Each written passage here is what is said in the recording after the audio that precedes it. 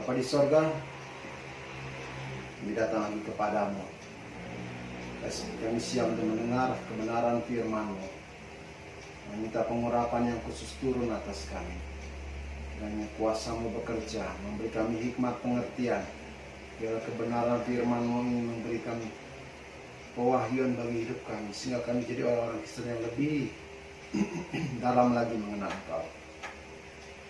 Berkati kami Tuhan, hidupkan firman-Mu dalam roh kami. Kuasai hati dan pikiran kami. Kuasa kegelapan roh jahat, sihir, santet, mantra yang ingin mengganggu kami, patahkan kekuatan itu dalam nama Tuhan Yesus. Berkati kami Bapa, biar kebenaran firman itu benar-benar kami rasakan. Dibungkus kami dengan kuasa darah anak domba Allah. Biarlah seluruh konsentrasi kami fokuskan untuk mendengar firman-Mu. Berkati Bapa, kami siap mendengar firman-Mu pada sore hari ini. Di dalam nama Tuhan Yesus Kristus. Haleluya. Amin. Hari ini saya akan berbicara tentang tatanan dunia baru. Mungkin sebagian kita berpikir, apa maksudnya tatanan dunia baru? Beberapa hari di televisi, saya dengar kalimat itu. Tatanan kehidupan baru atau new normal. Nah, saya akan coba merelevansikannya atau coba menjelaskan apakah tatanan kehidupan baru yang ada di Indonesia atau yang ada di dunia saat ini berhubungan dengan apa yang akan saya bagikan sesuai dengan kebenaran firman Tuhan. Jadi hari ini kita akan belajar tentang tatanan dunia baru atau New World Order.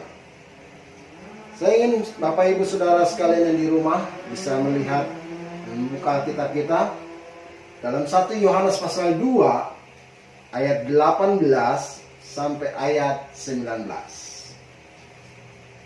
Bapak Ibu yang di rumah, mari buka Alkitab kita. Yang punya Alkitab, buka Alkitab.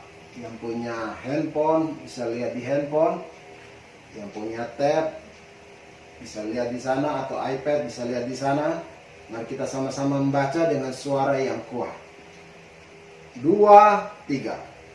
Anak-anakku, waktu ini adalah waktu yang terakhir.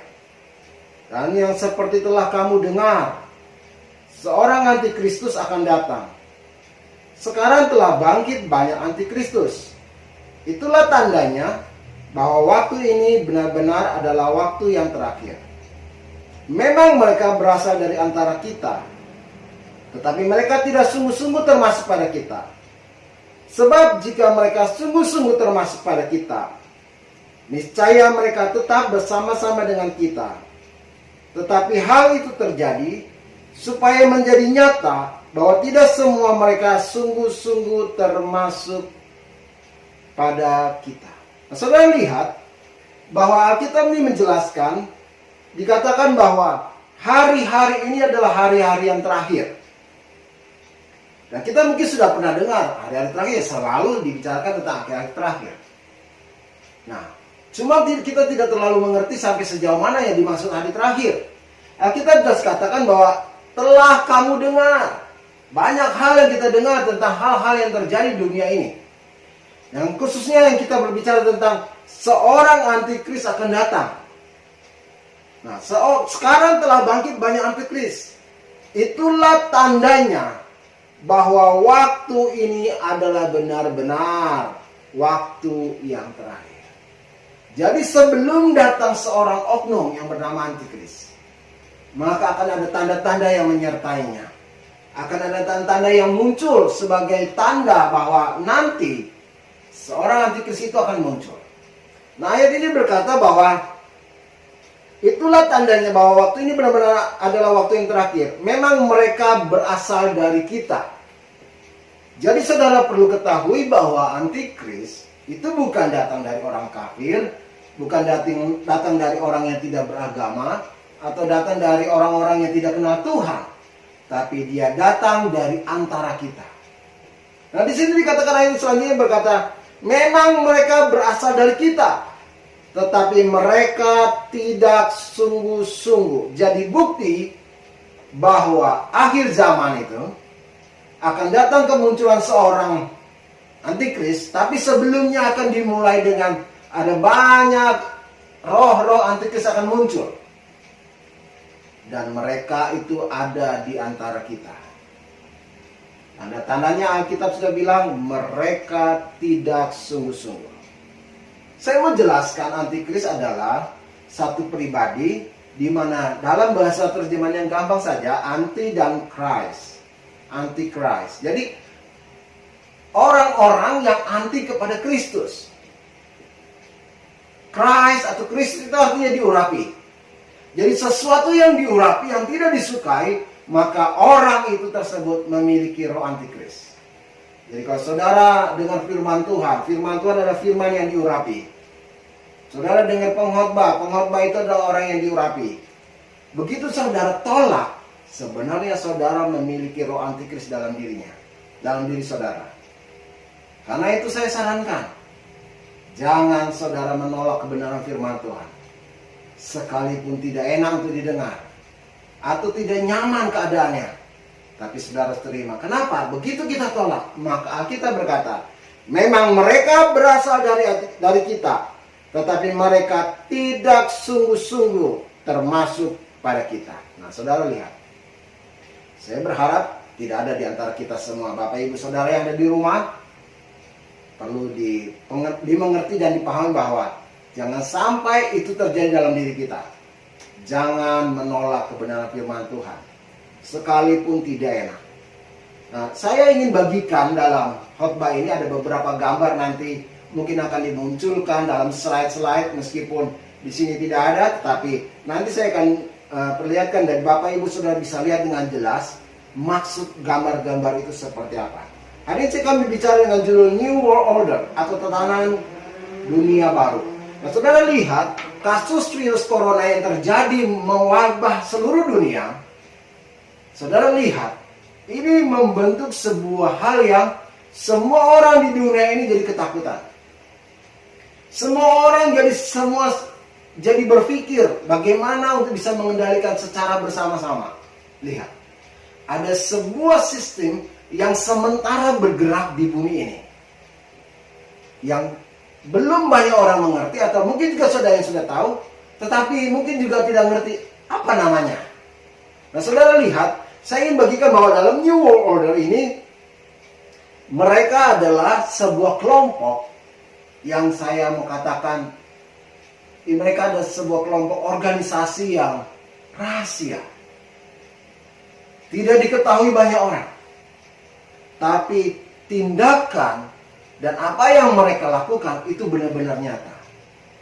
Tanda-tanda mereka ada. Mereka menggunakan simbol-simbol, mereka menggunakan logo atau benda-benda sesuatu yang menunjukkan keberadaan dan eksistensi mereka. Nah, kelompok-kelompok ini punya kekuatan yang luar biasa. Mereka menguasai perekonomian dunia. Mereka menguasai sistem yang ada di dunia ini. Mereka menguasai politik. Mereka menguasai banyak hal yang mungkin bagi kita nggak terlalu biasa. Tapi sebenarnya mereka telah bekerja dari sejak lama.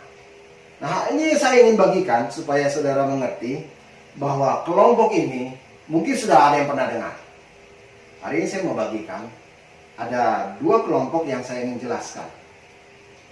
Nama kelompok itu adalah Illuminati. Sebagian orang sudah mengerti atau sudah tahu, Illuminati itu artinya pencerahan. Jadi dia memberikan sesuatu yang mencerahkan, sesuatu yang baru bagi satu tempat atau daerah. Nah, Illuminati ini adalah organisasi yang rahasia. Orang-orang itu berada di dalam sebuah kelompok yang di dunia ini cukup besar. Mereka terdiri dari para konglomerat, orang-orang perbankan di dunia. Mereka menguasai sistem, sebuah sistem yang ada di dunia ini, yang mungkin saudara berpikir apa gitu ya. Kalau sekarang saya sudah mulai memperhatikan,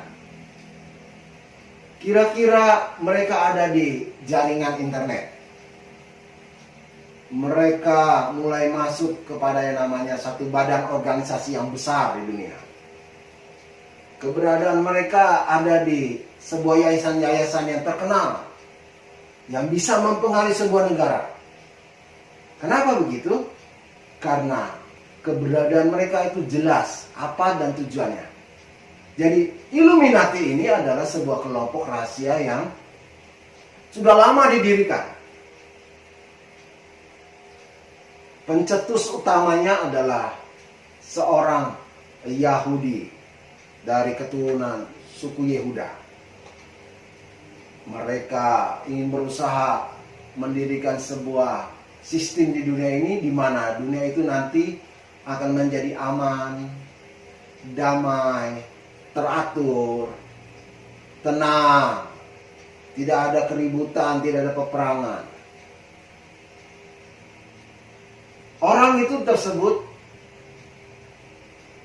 saya mau katakan Mayer Ansel Rothschild namanya. Dia ingin berusaha mendirikan sebuah organisasi yang nanti organisasi itu menjadi penguasa di dunia. Dan saya mau bilang bahwa Mayer Ansel Rothschild ini, dia sudah mencetuskan ide ini, mencetuskan cara atau bagaimana dia punya kemauan itu boleh terjadi. Itu sudah dilakukan dari tahun 1770. Jadi organisasi ini sudah berdiri cukup lama. Tetapi Mayer Ansel Rothschild ini tidak hanya sekedar dia melakukan, tapi dia coba juga mengajak rekan-rekannya. Ada beberapa orang-orang yang dia coba bawa supaya bisa sama-sama berdiri. Lalu dengan berdirinya organisasi ini tentu ada tujuannya, yaitu satu, tujuannya adalah ingin menguasai dunia dengan sebuah sistem. Satu tujuan, satu perekonomian, satu sistem. Kalau dihubungkan dengan keadaan saat-saat ini, kasus yang terjadi di mana virus corona ini telah melanda dunia, saudara lihat, dengan satu perintah saja seluruh orang dunia ikuti. Yaitu apa? Saudara diperintahkan untuk tinggal di rumah, menjaga diri, menggunakan masker, menjaga diri dari virus itu. Dan semua dilakukan di seluruh dunia bersama. Coba lihat. Saya bicara dengan beberapa teman, sebenarnya virus corona yang terjadi saat ini sebuah uji coba. Kira-kira kalau ini dijalankan, bagaimana? Dan saya perhatikan. Saya coba pelajari ya, kalau nonton TV saya pelajari, saya lihat-lihat lalu saya dengar. Yang saya mengejutkan saya adalah begini. Semua orang di bumi ini mulai melakukan sebuah perintah, yaitu mengisolasi diri, menjaga dirinya. Jadi masing-masing mulai menjaga. Tidak keluar rumah, tidak kemana-mana, diperintahkan jangan ikut. Nah lihat, saudara lihat, kelompok ini membentuk sebuah sistem, sebuah tujuan, satu tujuan. Dan sekarang sudah mulai bergerak. Saya lihat dengan virus corona ini orang-orang mulai berpikir, seluruh dunia diam di tempat, tidak kesana kemari. Pada waktu kira-kira beberapa bulan yang lalu. Sekarang ya mungkin sistem itu sudah dibaca, sudah dipelajari, sudah diketahui, sudah dikumpulkan datanya, makanya sudah dikasih kelonggaran. Nah, yang saya perhatikan, ada beberapa hal yang coba dimunculkan selama kasus virus corona ini terjadi. Pertama, seluruh orang tunduk kepada satu perintah, yaitu tinggal di rumah. Lalu selanjutnya, sistem-sistem yang mulai diterapkan. Saya lihat, dengan sejak tinggal di rumah, maka kebanyakan orang akan dilatih untuk membeli secara online. Kemungkinan ke depan, saya tidak mengerti ya, tidak juga berdoa. Mudah-mudahan tidak terjadi. Pasti akan diberikan lagi sebuah sistem yang cukup berat daripada sistem yang sudah terdahulu. Karena tujuannya hanya satu, supaya perekonomian di bumi ini dikuasai dan dikendalikan. Saudara lihat, kemarin saudara berpikir bagaimana saudara ingin belanja. Susah. Tidak boleh, pasar tutup, supermarket tutup, mall tutup, semua serba ditutup. Nah, mau tidak mau, saudara belanja di mana? Belanja di online. Lalu menggunakan apa? Uang elektronik. Menggunakan uang tanpa cash. Nah, lama-lama ini akan diterapkan sehingga nanti sistem ini akan berjalan. Karena kalau saya membaca di dalam Alkitab, khusus dalam kitab Wahyu, di sana dijelaskan Wahyu pasal 13. Kalau sudah membaca, lihat nih ya.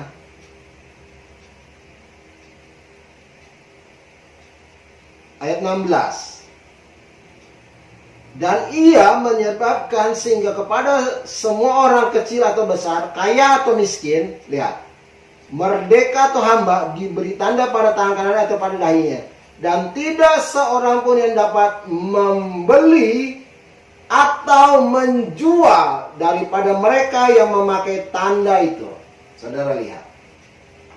Yang kaya, yang miskin, yang susahkah, yang senangkah, semua yang besar, yang kecil, semua diatur dengan sebuah sistem. Kalau tidak bisa tanda itu dikenakan, maka saudara tidak bisa jual beli. Nah, saya coba pikirkan, renungkan. Besok-besok uang kita akan ditarik dan kita akan belanja secara online melalui uang elektronik. Nah, kalau saudara, contoh, umpamanya satu produk online yang kita bisa lihat di handphone kita, ada aplikasinya, kita belanja di situ. Tentu tidak bisa cash, pakai uang elektronik. Nah, sekarang masih bisa cash, COD atau bayar di tempat, itu masih bisa. Itu sistem yang sedang dilatih. Lalu dari cara-cara yang mereka kerjakan, mereka sudah mulai melatih. Ya, kita sudah mulai terbiasa dengan bayar secara elektronik, bayar secara tanpa cash. Nah, lama-lama maka kita nanti sudah tidak pegang uang lagi, hanya melalui uang elektronik saja. Nah, saudara bayangkan ketika kita tidak pegang uang cash lagi, maka sistem itu mulai menguasai dunia. Dan sejak itu orang-orang kalau mau belanja harus cari, minta aplikasinya, beli atau bayar di situ. Nah, kalau tidak, maka saudara tidak akan bisa belanja. Nah, masalahnya mungkin selama kita berpikir tanda itu ya tanda 666 yang taruh di dahi lah, yang taruh di lengan, itu bisa saja. Tapi ada beberapa nanti saya akan bagikan yang bisa membuktikan bahwa sistem itu sudah diterapkan. Perlahan, tetapi pasti. Dan sudah mulai kelihatan. Nah, kelompok ini punya tujuan, yaitu ingin supaya satu kepemimpinan. Di bawah pemerintahan nanti satu pemerintahan. Nah, saudara lihat, dengan adanya virus corona aja kita sudah mulai diperintahkan oleh satu kendali di bumi ini. Tidak tahu itu hanya siapa, tapi sudah mulai. Lalu saya coba pelajari lagi. Kenapa kalau saudara pergi ke supermarket, dulu sempat di jalan raya harus di-scan. Di-scan tuh kepalanya, sampai sekarang kalau saya pergi ke supermarket, Pak maaf ya, di-scan dulu. Ya, scan. Saudara, itu latihan supaya saudara kalau di-scan dahinya, saudara itu tidak kaget. Karena awal-awal scan itu adalah untuk mengetes suhu saudara berapa. Tapi lama-lama saudara akan di-scan karena dahi saudara ada tandanya. Kalau di-scan begini, coba kalau ada tanda, kita kan takut kalau sekarang, oh nggak mau. Tapi sekarang sudah dilatih, sudah terbiasa. Jadi besok kalau nanti dikasih tanda, itu di-scan, nah kita nggak rasa kaget. Tidak ada penolakan. Jadi cara-cara itu sudah mulai terlihat, sudah mulai nampak. Nah, kelompok ini atau organisasi yang saya sebutkan tadi, selain mereka ingin menciptakan kedamaian, ketenangan, saya sempat lihat dan perhatikan di televisi.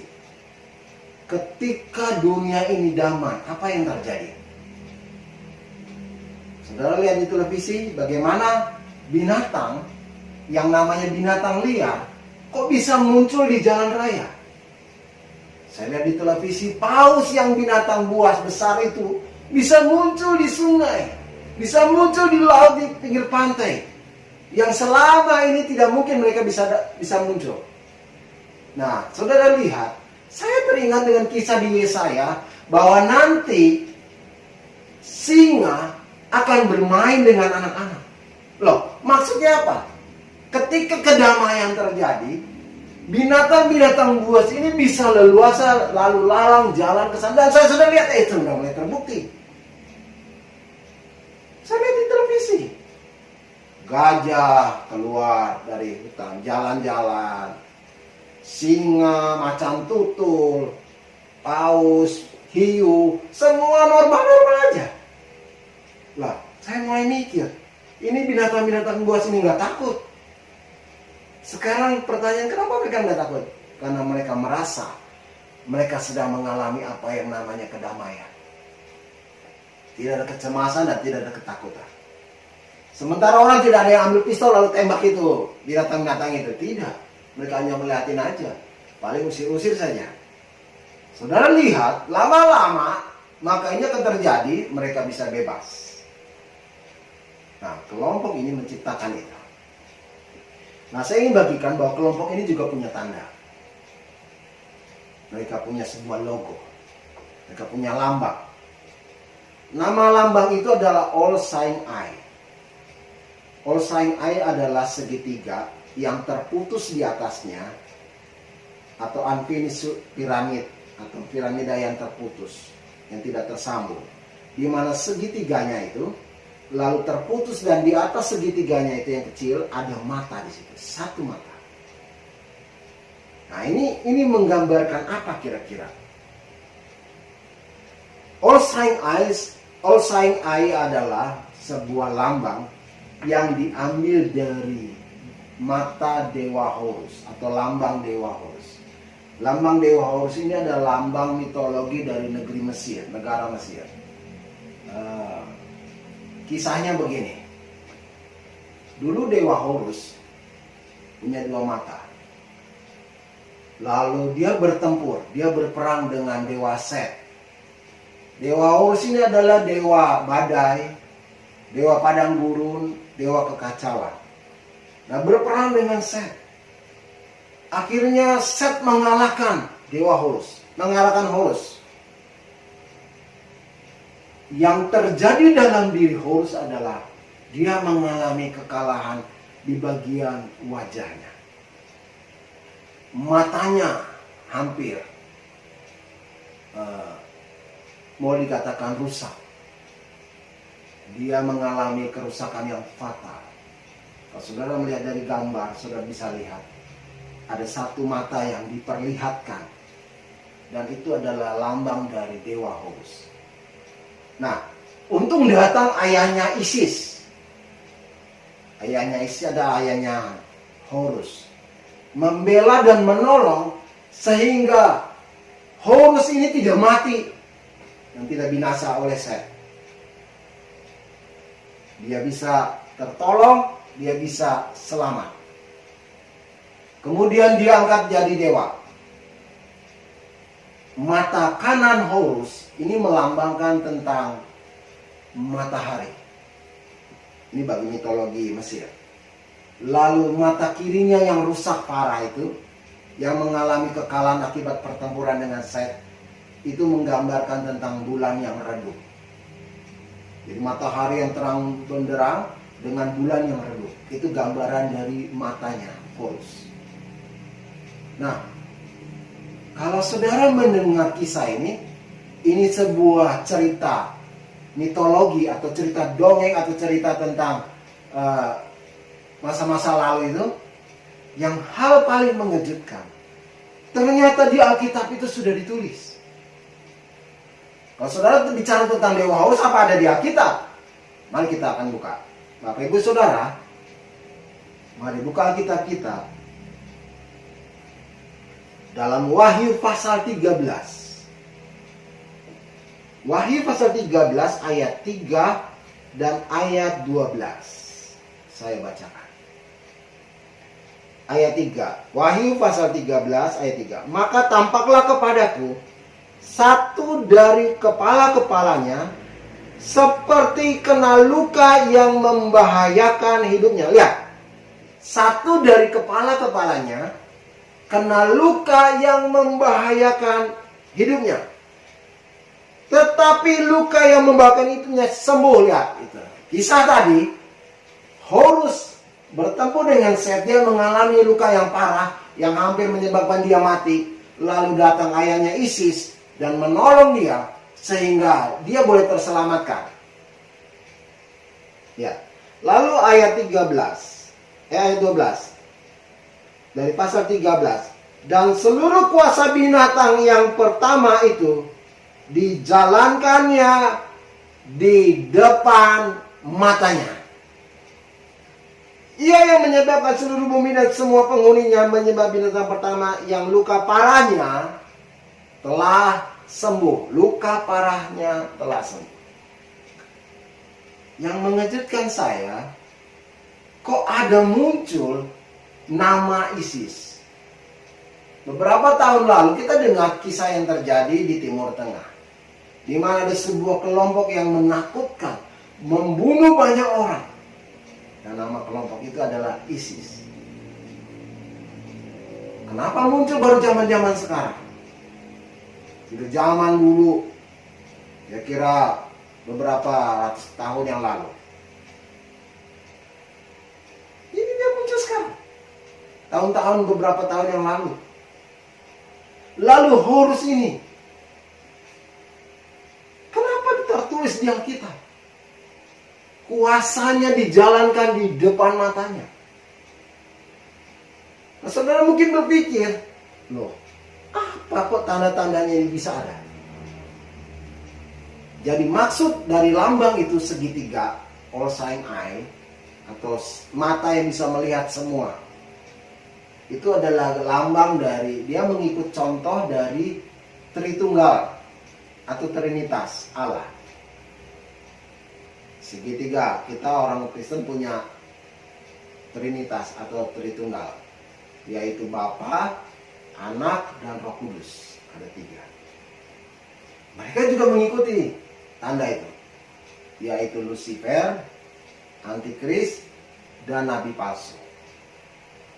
Nah sekarang dulu yang dia lambang ini dipakai orang-orang Israel dengan 2 mata, di mana Allah menguasai bumi, Allah mengontrol bumi. Sekarang Olsai juga menciptakan, dia menggunakan Dewa Horus.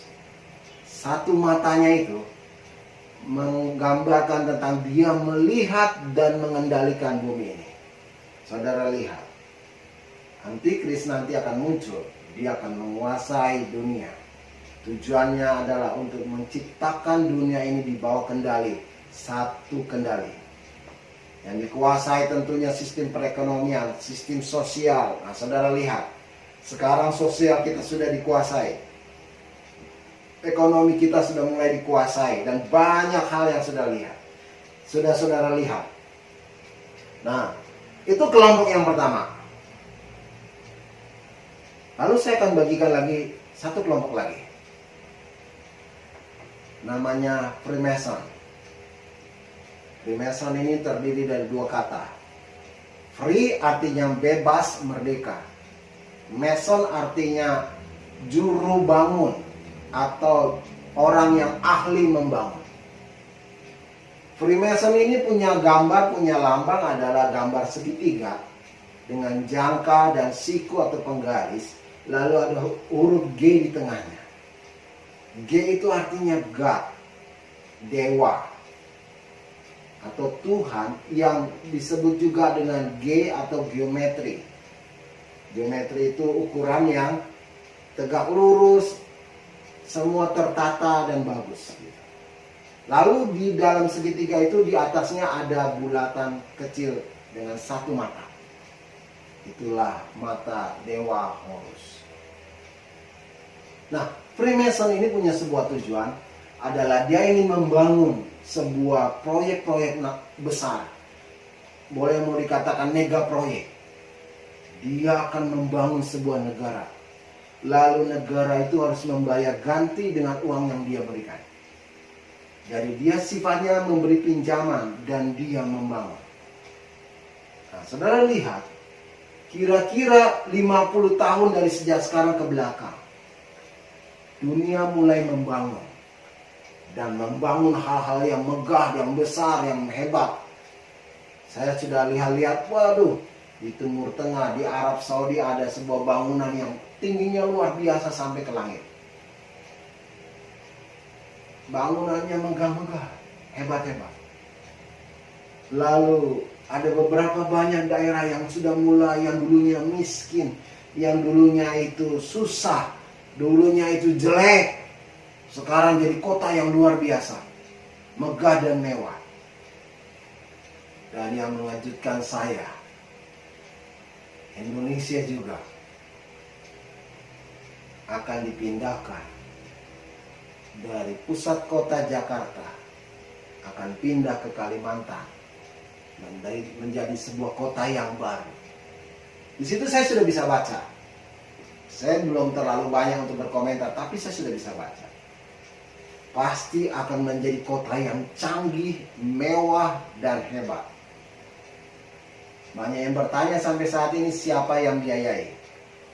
Lalu siapa yang bangun? Tentu saudara tidak susah, karena saya sudah bagikan. Merekalah yang nantinya akan mengerjakan.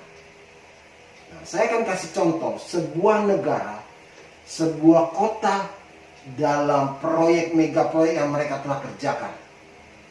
Tentunya setiap tempat yang mereka bangun itu akan ada tanda-tandanya. Saya akan coba mulai dengan satu kota yang bernama Astana. Kota Astana ini adalah kota di negara Kazakhstan. Kazakhstan itu adalah dulunya pecahan dari Uni Soviet. Kazakhstan kita sendiri nggak tahu, nggak pernah dengar juga mungkin sebagian dari kita. Ada di mana posisinya kita juga nggak tahu. Tapi kalau sudah lihat dari gambar, dulu Kazakhstan itu adalah negara yang miskin, negara yang sunyi, aduh kasihan. Tapi begitu dibangun oleh kelompok ini, kota itu menjadi kota yang super megah, bagus dan luar biasa. Kalau saudara bisa lihat di tampilan gambar, saudara melihat itulah bentuk dari kota mereka. Nah, di kota Astana ini ada sebuah bangunan, ada beberapa bangunan yang akan saya ingin perlihatkan. Inilah hasil yang lucunya begini. Kok itu dibangun bukan hanya sekedar dibangun, tapi punya sebuah tujuan. Dan menunjukkan eksistensi mereka. Kelompok-kelompok mereka ada di situ. Nah, bangunan pertama yang saya ingin kasih lihat adalah Bayterek. Bayterek Tower. Bayterek Tower ini sebenarnya adalah gambaran dari sebuah menara atau gambaran dari pohon kehidupan. Di mana di atasnya itu ada sarang, ada seperti bola gitu, itu adalah buah. Pohon kehidupan kan ada buah. Nah, di dalam bulatan itu atau globe itu atau bulatan itu, di dalam menara Bayterek ini ada dua benda yang kalau saudara lihat, mungkin kalau saudara punya uang pergilah ke sana, ke kota Astana di Kazakhstan. Nah, di situ ada di dalam menara yang bulat itu ada sebuah segitiga dengan satu telapak tangan seperti ini. Kalau saudara pernah lihat film Mortal, di situ ada gambarnya, ada dia di situ. Nah, anehnya segitiga ini mengarah kepada pusat kota pemerintahan dari Astana. Nah, saya coba mikir-mikir, apa maksud jari ini? kemungkinan bahwa tangan ini mengendalikan mereka. Dan yang mengendalikan adalah kita sudah tahu, mereka punya segitiga itu. Lambang tadi. Lalu yang kedua, tanda di dalam itu ada sebuah benda lagi, di mana di situ ada 17 agama menandatangani kebersamaan untuk menjadi satu agama. Kita mungkin selama ini mikir agama itu cuma 5 yang ada di Indonesia. Kita cuma tahu itu gambaran yang ada di dunia juga. Tapi ternyata di dunia itu lebih dari yang kita perkirakan. Di sini dikatakan ada 17 agama. Ada tanda tangannya lagi. Jadi saya ingin lihat juga siapa yang tanda tangan orang Indonesia yang di situ. Yang agama Kristen itu siapa yang tanda tangan? Nah, saya tidak tahu. Yang jelas situ ada. Nah, di kota Astana itu ada sebuah bangunan kembar. Bangunan kembar itu tidak asing. Saudara pernah lihat di New York, di Amerika, bangunan kembar yang diruntuhkan oleh 2 pesawat teroris menurut Amerika. Hancur itu. Loh, lucunya kok itu sama kembar. Hancurnya sama-sama. Nah, di kota Astana ada dua bangunan yang sama kembarnya. Sama bentuknya, jadi seperti bangunan kembar. Namanya adalah Masonic Pillar. Nah, lihat. Namanya saja kita sudah tahu. Masonic Pillar, pilar Mason. Kelompok yang tadi kita sebut nama Freemason, mereka itu punya tujuan. Tujuan akhirnya ingin membangun bait Allah ketiga. Ingat, orang-orang Yahudi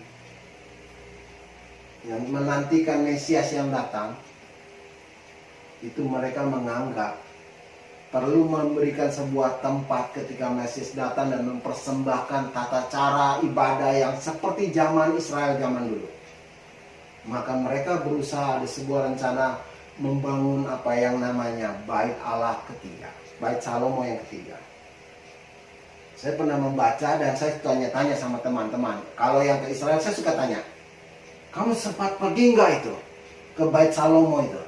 Yang sekarang disebut adalah Masjid Al-Aqsa. Pondasi di bawah Masjid Al-Aqsa itu adalah pondasinya bait Salomo. Dulu orang bebas, tapi sekarang tidak bisa orang masuk ke situ lagi. Menurut beberapa orang yang pernah, ya setidaknya saya baca dari buku, dari apa informasi saya kumpulkan, itu banyak kontainer-kontainer panjang dan besar masuk ke basementnya. Tidak ada yang tahu apa. Tapi beberapa orang yang saya pernah tanya orang-orang Kristen yang pergi ke Israel lalu diizinkan masuk sampai di bawah, tapi tidak terlalu sampai ke dalam sekali. Itu yang lucunya gini, orang yang diizinkan masuk tidak bersekolah, tidak pendidikan, tidak orang kaya, dan pokoknya kelihatannya biasa-biasa itu diizinkan boleh masuk. Lah, anehnya itu kok tentara bisa pilih-pilih orang. Nah, itu saya dengar berita dari mereka. Itu dia lihat katanya benda-benda kotak-kotak besar-besar itu kelihatan. Besar-besar. Kotak-kotak itu. Saya coba bayangkan. No. Untuk membangun sebuah bangunan itu membutuhkan batu-batu, benda-benda yang besar-besar dan kotak. Nah, jangan-jangan itu sudah mulai di situ. Ya, kita tidak tahu, mudah-mudahan. Ya, banyak yang bilang tidak. Tapi nah, sekarang saya lihat 2 pilar ini itu punya nama, Boas dan Yakin. Jadi menara gedung kembar ini, Masonic Pillar ini punya nama Boas dan Yakin. Itu mengambil contoh dari 2 tiang kembar dari bait Salomo. Nah, saudara baca di Alkitab ada 2 tiang kembar yang ada menopang bait Salomo, dan namanya adalah Boas dan Yakin. Kok namanya sama kembali? Nah, kita lanjutkan. Di kota Astana itu ada sebuah bangunan yang sementara dibangun. Saat ini sementara, tapi gambarnya Bapak Ibu Saudara bisa lihat, itu namanya Kansantri Entertainment Center. Kalau kita lihat dari gambar Kansantri Entertainment Center, itu bangunannya kayaknya biasa-biasa aja, kayak topi begitu. Tapi saudara perlu ketahui, bangunan ini besarnya 10 kali lapangan bola. Kalau saudara lihat lapangan bola yang satu saja cukup besar, bagaimana kalau 10? Di dalam bangunan ini ada supermarket, ada mega mall, ada tempat ibadah, ada rumah, ada pantai buatan, dan macam-macam. Sehingga orang tidak perlu lagi ke sana ke sini. Ingat, ini menggambarkan tentang Taman Eden, di mana orang pada waktu Taman Eden tidak ke sana ke sini, cukup di situ saja. Ya, kira-kira seperti itu. Lalu di kota sana itu ada piramid Opis. Lihat, kok ada bangunan bentuknya segitiga? Namanya piramid Opis, piramid kedamaian, segitiga damai. Lihat, mereka punya tujuan untuk menciptakan kedamaian. Nah, di dalam piramid Opis ini, lantai pertama itu bernama The Opera House, atau basementnya saya sebutkan The Opera House. Kalau saudara lihat gambar di situ, akan terlihat ada sebuah gambar di mana lampu-lampu lalu ada gambar matahari. Setiap bangunan yang dibangun oleh kelompok mereka, mereka akan menempatkan tanda-tanda. Saudara yang di Makassar, jalan-jalanlah di sebuah mall. Saya sudah lihat. Ketika masuk di tengah-tengah atau di center atau di pusat mall itu, saya lihat ke atas. Lah, ada gambar mataharinya. Yang mengejutkan bagi saya, baru tadi saya pikir-pikir, kenapa nama mall itu sama dengan matahari? Saya tidak tahu. Tapi saya coba rekayasa, jangan-jangan kelompok mereka itu.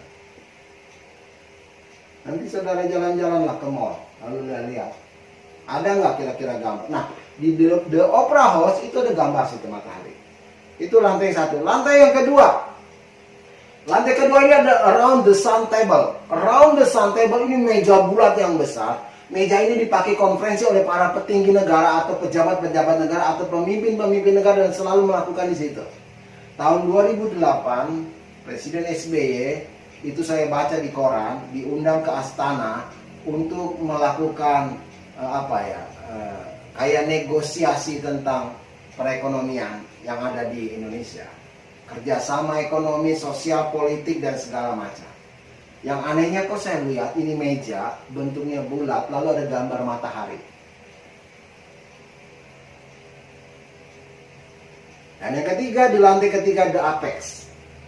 Ini menggambarkan tentang Firdaus atau satu tempat yang damai dan tenang. Apex itu artinya ketenangan, damai, seperti Firdaus. Jadi saudara yang masuk ke situ, mereka akan menganggap saudara sudah mengada di Firdaus. Itulah gambaran tentang keadaan kota Astana. Nah, sekarang saya ingin memperlihatkan All Seeing Eye atau satu mata itu, atau Dewa Horus, itu ada juga di uang dolar Amerika. Kalau saudara lihat di gambar, di $1 Amerika, itu di sebelah kirinya ada dua gambar, ada satu segitiga dengan satu mata. Di situ ada lambang All Seeing Eye. Bapak Ibu yang punya dolar, silahkan lihat $1. Ternyata yang mengherankan saya, uang dolar Amerika ini, Amerika itu merdeka tahun 1776. Sementara kelompok Illuminati ini berdiri tahun 1776. Dan uang ini sudah dicetak dari sejak tahun 1776 dan tidak pernah diganti gambarnya. Kita punya uang setiap tahun, mungkin 2 tahun sekali ganti-ganti dan berubah. Negara-negara lain, tapi Amerika uangnya tidak pernah ganti. Khususnya yang $1. Kenapa? Ingat, satu. Tujuan kelompok ini akan mendirikan satu tujuan. Nah, saya tidak punya waktu panjang karena setiap gambar itu punya arti. Tulisan one itu tidak hanya sekedar satu saja, tapi itu punya makna dan punya arti. Di gambar-gambar burung Raja walinya juga itu ada satu makna dan satu arti. Tapi saudara lihat, di uang dolar itu ada all sign I. Nah, kalau diperbesar, saudara akan lihat gambarnya. Ternyata di gambar uang itu ada tulisan Annuit Coptis dan Novus Ordo Seclorum. Ada dua kalimat kata di dalam tulisan itu yang ditulis dalam bahasa Latin. Nah, saya terjemahkan langsung dalam bahasa Indonesia. Annuit Coptis itu artinya dia menyukai usaha kita. Dia ini siapa? Yang punya satu mata, yang namanya Horus, yang adalah gambaran dari Lucifer, yang gambaran daripada antikris yang nanti akan menguasai kita. Dia suka usaha kita. Usaha kita ngapain? Novus Ordo Seclorum, yaitu menciptakan dunia atau tatanan dunia baru. Saudara dengar di televisi, sering diucapkan kalimat tatanan kehidupan baru atau new normal. Selamat datang di tatanan kehidupan baru. Selamat datang di tatanan kehidupan yang sudah diciptakan.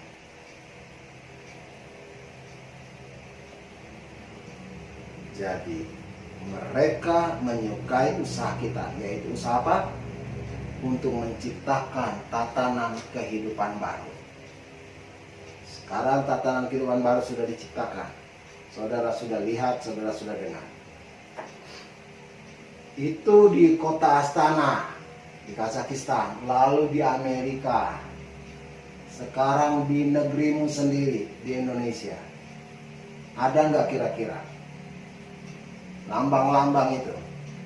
Saya ingin memperlihatkan sebuah gambar. Saudara lihat gambar ini. Mungkin Bapak Ibu Saudara yang di rumah melihat gambar ini sudah biasa atau pernah ke Jakarta, akan tahu ini ada di mana. Dia ada di dekat Hotel Indonesia, dan dia adalah air mancur yang termegah, terbagus di kota Jakarta. Namanya adalah Bundaran Indonesia. Kalau dilihat dari samping atau saudara datang ke sana foto-foto selfie, saudara bergaya foto di Bundaran Indonesia, saudara anggap itu biasa saja. Sekarang kalau saudara pakai drone, naikkan drone ke atas, ke tengah-tengah titik dari bundaran itu, nah saudara lihat Bundaran Hotel Indonesia itu. Setelah dilihat dari atas, saudara akan menemukan satu bulatan, lalu dengan jalan.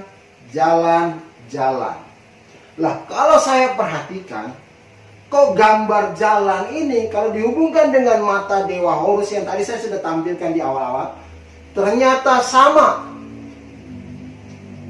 Kalau saudara menemukan satu garis jalan itu Jalan Jenderal Sudirman ke kiri.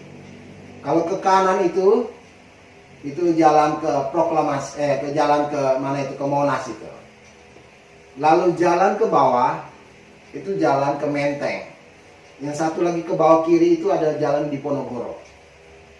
Loh, anehnya itu juga atasnya ada jalan kecil lagi. Sama, sudah kau pergi ke sana sudah akan menemukan ada jalan lagi di samping Hotel Indonesia atau Hotel Kempinski sekarang. Anehnya kok sama dengan mata Dewa Horus. Jadi dengan lain kata, simbol Illuminati ada di negerimu sendiri. Itu di kota Jakarta. Sekarang dia ada di genggaman. Dia ada di tangan. Yaitu apa? Coba saya ingin saudara yang punya uang 10.000, lihat gambar ini. Di uang 10.000 yang warna ungu, di situ ada gambar-gambar yang bisa diperlihatkan. Ternyata di gambar-gambar itu ada all sign I-nya. Lalu ada gambar Dewa Ra, Dewa Matahari.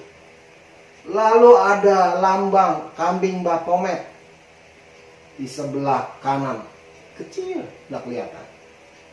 Nah, saudara kalau punya uang, saudara lipat uang 10.000 itu dilipat, diketemukan antara atas dan bawah, lalu terlipat, maka saudara akan menemukan satu segitiga. Itulah lambang all sign I. Itu uang 10.000. Sekarang saudara lihat uang 50.000. Yang warna biru itu juga ada. Kalau saudara lihat ke kanan lalu disatukan, didempetkan, ujung satu dengan ujung satu didempetkan, itu terlihat ada matanya di situ. Di balik foto pahlawan Indonesia itu di belakangnya ada lagi. Lalu kalau uang satu dengan satu diketemukan, ujungnya itu ada segitiganya. Loh, anehnya kok itu semuanya gambarnya mata dan segitiga. Kalau sign eye adalah segitiga dan satu mata. Tidak hanya di uang, tidak hanya di bangunan, sekarang di televisimu, di tontonan yang kau tonton setiap hari. Di situ ada lambang-lambang all sign eye. Saudara bisa lihat di situ nih, tokoh-tokohnya juga saudara, saya tidak perlu lagi lihat, tapi saudara lihat dari gambar saja. Nanti saudara lihat perjelas. Lalu tontonan di anak-anakmu, yang biasa anak-anakmu nonton. Tiap hari jangan-jangan anakmu nonton.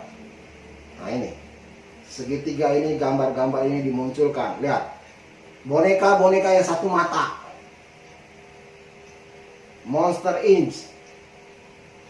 Nah itu. Lalu kalau saudara pergi ke sebuah gedung atau museum sejarah yang ada di Jakarta bernama Gedung Fathahillah. Anehnya paving blocknya itu, kalau saudara lihat dari atas, itu bentuknya matahari.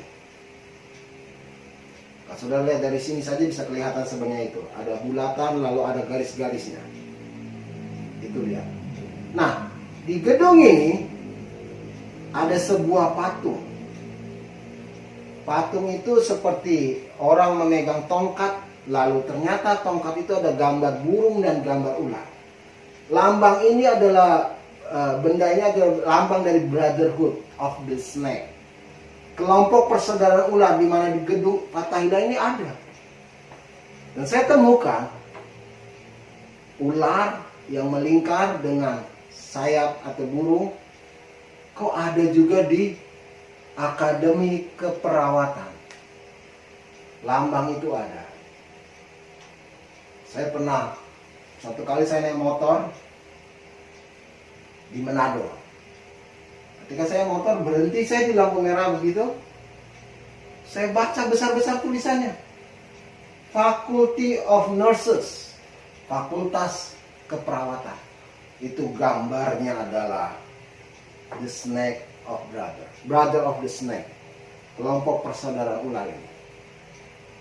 Nah, saudara lihat gambar-gambarnya itu ada kambing Baphomet, gambarnya situ lambang. Gambar itu juga lambang Brother of the Snake itu ada di logonya tentara Amerika. Ini yang saya kasih lihat, ini adalah artis Indonesia, apa bukan? Putri Indonesia yang ikut bergabung menjadi tentara Amerika. Dan inilah yang dipakai juga oleh Obamacare. Obamacare adalah yayasan yang berusaha mengajukan agar seluruh orang Amerika itu dikenakan chip. Undang-undang kesehatan Amerika adalah supaya seluruh warga Amerika itu dipasangkan chip. Di mana? Di dahinya. Saya akan lihat, kasih perlihatkan gambar-gambarnya nanti. Nah, ini saja. Ini ada di Taman Suropati. Taman Suropati itu jalannya saja itu bentuk dari gambar kambing Baphomet. Ini lambang daripada binatang yang disembah oleh kaum pagan ini atau mereka yang terlibat dalam kelompok-kelompok ini. Oke, lewatkan. Nah, ini gambar chipnya. Chip yang diimplan atau ditanamkan di jari. Alkitab bilang, kamu tidak bisa berbelanja kalau kamu tidak menggunakan tanda. Tanda itu ada di mana? Di lengan dan di dahi. Di lengan dan di dahi. Nah, kalau saudara lihat, nah ini. Saya kasih lihat kalau dengan sinar X, itu tanganmu akan kelihatan ada chip di sini. Saudara lihat, di Amerika itu atau di negara-negara tertentu sudah mulai menerapkan itu. Di mana benda-benda ini sudah dipasangkan di tangan manusia. Jadi kalau belanja itu tinggal taruh saja tangan, itu semua harga barang itu sudah terdata di dalam data kita. Semua terbayar, beres dan segala macam. Lalu kalau di Indonesia bagaimana? Indonesia pasti menolak kalau dipasangkan di dahi, di tangan. Oh, tidak mau. Sekarang saudara mungkin tidak perhatikan, saya kasih tahu. Sistem di Indonesia yang dinamakan EKTP itu sudah menerapkan sistem chip itu. Saya pernah ada di dalam Kementerian Dalam Negeri. Jadi pada waktu itu mau diluncurkan, disebarkan, mau diberikan, mau dibuat di Indonesia, kita itu berdebat banyak. Jadi saya pelajari. Oh jadi begini. Nah sekarang saya kasih lihat gambarnya. Di EKTP saudara itu ada 13 lapis. Lapis ke-6 itu ada chip di situ. Ditempatkan. Yang saya lihat anehnya, kok chip itu ditaruh di atas kepala? Harusnya kan bisa di mana-mana saja yang tidak ada hubungan dengan gambar itu. Kenapa ditaruhnya di atas kepala, di dahi? Nah, saya kasih tahu supaya saudara mengerti bahwa EKTP saudara itu mengisi data tentang nama, umur, tanggal lahir, golongan darah. Nah, sekarang sudah mulai diterapkan EKTP yang baru itu IKTP yang baru, di mana saudara mulai memasukkan nama keluarga saudara. Data-data saudara lihat ketika saudara isi data yang terbaru. Nama keluarga, golongan darah, lalu kekayaan. Ingat, sudah mulai dikontrol, sudah mulai dikendalikan. EKTP ini mulai diterapkan dengan sebuah tujuan. Kalau saudara tidak punya EKTP, tidak bisa naik pesawat terbang. Tidak bisa naik kereta api. Tidak bisa macam-macam di perbankan, di kepolisian menggunakan EKTP. Lihat, benda-benda ini adalah sebuah sistem yang dibuat. Kalau saudara tidak menggunakan tanda itu, saudara tidak bisa berjual beli. Jadi, sebelum saya mengakhiri, saudara mulai merenungkan. Dan saya akan bawa kembali dalam sebuah firman Tuhan. Ayat-ayat firman Tuhan sebagai ayat penutup. Mari kita buka Alkitab kita. Wahyu pasal 3. Wahyu pasal 3. Ayat 3. Saya bacakan. Karena itu ingatlah bagaimana engkau telah menerima. Hari ini kau menerima apa yang saya bagikan. Saya bagikan, saya tuliskan dan saya bagikan. Dan mendengarnya, mendengar dari apa yang saya jelaskan, dari apa yang saya bicarakan, apa yang saya katakan, mendengarnya. Turutilah itu dan bertobatlah. Ya, kalau saudara yang selama ini belum sungguh-sungguh, jadilah orang Kristen yang sungguh-sungguh. Lihat, antikris datang dari orang yang tidak sungguh-sungguh. Roh antikris itu muncul dari orang-orang yang tidak sungguh-sungguh. Harus sungguh-sungguh. Ibrani pasal 12 ayat 28. Satu ayat lagi kita baca. Ibrani 12 ayat 28. Jadi karena kita menerima kerajaan yang tidak tergoncangkan, mari kita mengucap syukur dan beribadah kepada Allah menurut cara yang berkenan kepadanya. Ingat, ketika engkau beribadah, engkau harus beribadah menurut cara yang berkenan oleh Allah. Jadi Allah punya mau bagaimana ibadah, dan saudara kerjakan seperti itu. Jangan cara pendeta, bukan. Jangan caranya majelis. Jangan caranya orang-orang yang berbicara tentang agama, jangan. Ikutin caranya Tuhan. Lalu cara ibadahnya bagaimana? Ayat ini berkata, beribadah kepada Allah menurut cara yang berkenan kepadanya dengan apa? Hormat dan takut. Berapa banyak kita beribadah, masih bisa jalan-jalan, masih bisa ngobrol, masih bisa foto selfie, masih bisa chattingan, masih bisa buka Facebook, masih bisa ketik-ketik di WA, masih bisa upload video. Itu sementara ada di ruang ibadah. Coba kalau zaman Israel saudara, ada zaman sekarang banyak yang mati itu. Dulu orang Israel kalau ibadah itu tidak ada yang ngobrol. Tidak ada yang tengok kanan tengok kiri. Mereka fokus menyembah Tuhan. Kita ini firman Tuhan masih chattingan. Jadi nanti pulang kita makan bakso ya. Saya pernah hadir di sebuah gereja besar di Sulawesi Selatan, Sulawesi Tengah. Kebetulan hari itu saya tidak jadwal khotbah. Khotbah saya sudah tadi pagi, jadi siang saya tidak khotbah. Nah, saya datang, saya duduk. Ketika saya datang, itu sudah firman Tuhan. Saya selesai khotbah di satu gereja, dan saya datang karena saya tidak khotbah di situ, saya ikut ibadah. Pagi saya sudah khotbah. Nah, sesudah itu saya khotbah di tempat lain, baru saya ke situ. Nanti sore saya khotbah di tempat dia. Jadi saya datang. Begitu saya duduk di belakang, ini lagi firman Tuhan. Saya kaget. Ada dua ibu muda lagi sementara foto selfie. Lah saya di belakang kelihatan, saya langsung menghindar. Jangan-jangan nanti di Facebook terlihat lagi wajah saya. Saudara lihat, ini fenomena yang biasa kita lakukan. Sambil dengar firman Tuhan, kita ketik handphone. Bisa lihat Facebook, bisa chattingan di WA, bisa segala macam kita bisa lakukan di situ. Lalu di mana rasa hormat dan takut kepada Tuhan?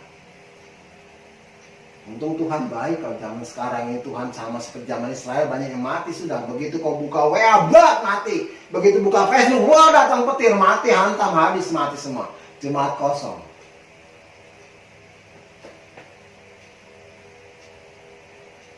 Hari ini, kalau sudah dengar firman Tuhan, mari kita beribadah dengan caranya Tuhan. Dengan rasa hormat dan takut. Wahyu pasal 3 jelas katakan, engkau sudah mendengar, engkau sudah mempelajari, engkau sudah melihat, sudah menerima, bertobat. Hari ini kita bertobat. Hari ini kita sungguh-sungguh jadi orang Kristen. Mari, jangan sampai nanti antikris datang. Sistemnya sudah mulai bergerak, sistemnya sudah mulai nampak. Sudah ada tanda-tandanya, engkau masih main-main lagi, ya sudah, mau ngomong apa? Saya sebagai hamba Tuhan terbeban untuk membagikan ini. Sehingga saudara benar-benar mengalami kelepasan. Kita akhiri firman Tuhan dan kita berdoa.